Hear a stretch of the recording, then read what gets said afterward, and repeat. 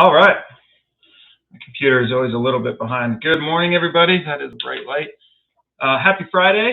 It's good to see everybody. My setup on this, my camera's it's a little elevated from my monitor, so I know it looks like I'm looking down, but it's the most comfortable way to do this. So I'll probably go back and forth just to make sure that I'm looking at everybody. But good morning.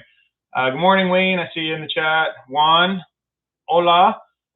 Deanna, good to see you. I got some texts. I know a handful of people are jumping on this morning, so I'm going to give it a few seconds before we dive into it. But happy Friday, everybody. If you are in the Midwest area, you are still covered in some snow, but at least it's not still actively snowing. So that is definitely a win. The high or the low this morning, I think it was 1 degree. So the snow's not going anywhere anytime soon. But at least we can get out and move around on the roads. Makes it a lot easier. I'm going to give it a couple seconds. We've got people calling in from all over. Josh in New Jersey. That's good. You guys got pummeled with some snow too, I think, here recently, from what we heard over in Chicago. So this morning we can dive into it. It's going to be short, so appreciate you all jumping on. But the topic this morning is Ron. Good to see you.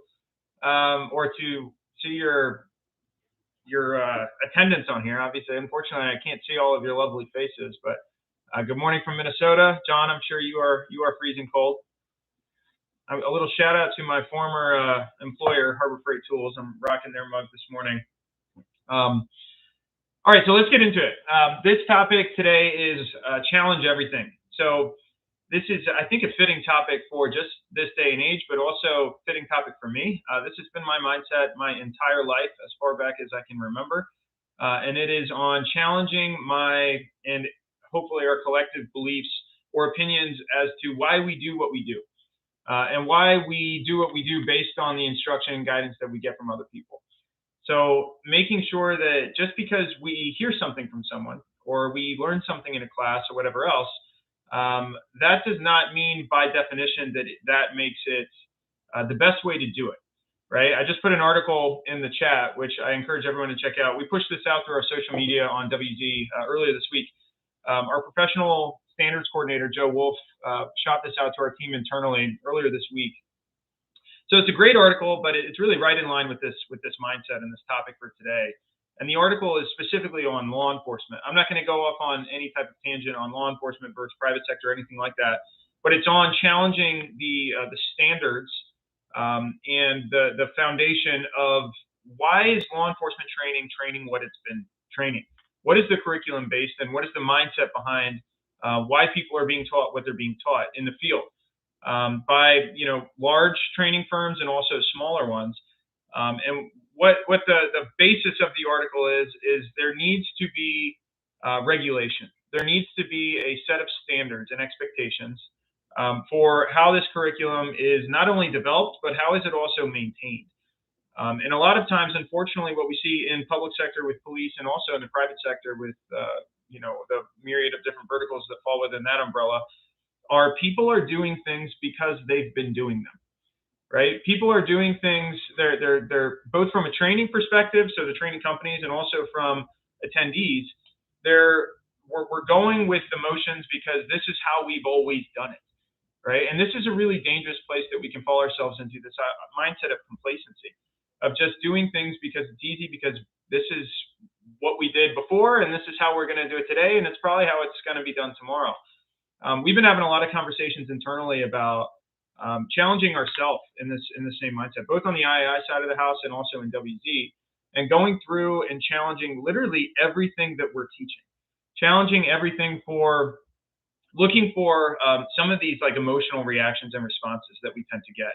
And it is as we go through our curriculum and we're asking ourselves, is this the best way to teach this? Where are we even getting this concept? Where is this mentality, this methodology? Where is this rooted in? Where is it coming from?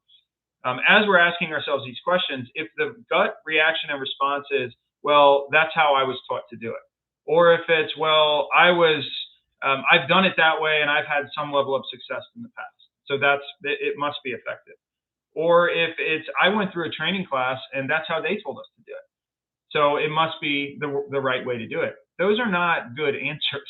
right? Those are what we would consider more along the line of what's called anecdotal evidence, right? And anecdotal evidence is when we have personal experiences and we take those personal experiences and we start to apply them as to a more generalized type of takeaway, right? Just because I live this and I did something to some degree of success, that does not mean that I can apply that to every other scenario and every other person, and they're going to find the same degree of success that I found. So if you actually Google anecdotal, the opposite of anecdotal is scientific. So scientific evidence is proven.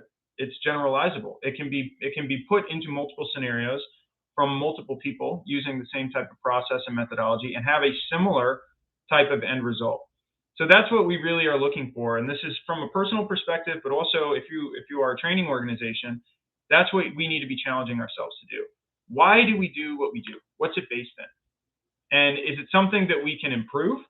Because everything should always be challenged. Is it something that we can look at and say, okay, well, we've been doing it this way, but there's actually a lot of good research now that says maybe that's not the way to do it. Maybe there's actually this way that we should consider. And even if that contradicts what you've been doing for the last 20, 30, 40 years, it takes a bigger person to be able to say, maybe we were wrong. And we were wrong because we only knew what we knew at that point in time. So we're doing this now because this is actually evidence-based. This works. And this is the best thing that we can push forward. So as a training organization, one thing, it is not only should you, it is literally our responsibility to do it. It's our obligation. Dave Thompson, I know he's on here too. He just said this in an article that we pushed out earlier this week as well. You have great responsibility when you're in a position like this. So it's your obligation to make sure that what you're putting out there is the best that it can possibly be. And it's based in evidence.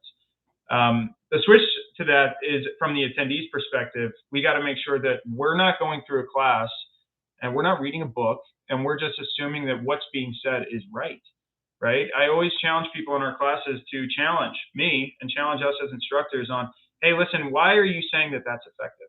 And if I can't tell you other than, hey, listen, I think it's effective because that's how I've always taught it, then that's a problem.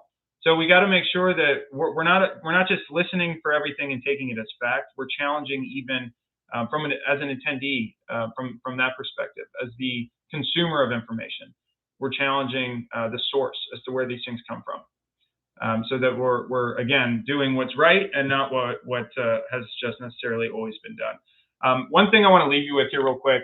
There's a book. I put a quote by this guy on my LinkedIn post this morning, but his name is Adam Grant. And he talks about this concept of kind of the book's literally called Think Again. So the concept of it is challenging your beliefs, challenging these best practices that we've always done, and how can we go about going into that internal conversation with an open mind, and making sure that what we're doing is not just because we've been doing it, but because rather it's the best way that it can be done. And the dangers of all of these internal biases that we tend to develop over time, if we're not conscious of them, they tend to lead us down the wrong path. So challenge everything, challenge your biases, make sure that you go into these types of situations, whether a training perspective or just everyday life, with an open mind, that maybe you're wrong. And if you are wrong, ask and learn from the person that may be able to educate you so that you can flex and become better and grow as an individual and as a professional. So that is all I have for you today. Again, it is Friday and it is gorgeous out here in Chicago. So hopefully some of you are getting that good weather as well. But enjoy the weekend and we will see you next week. Take care.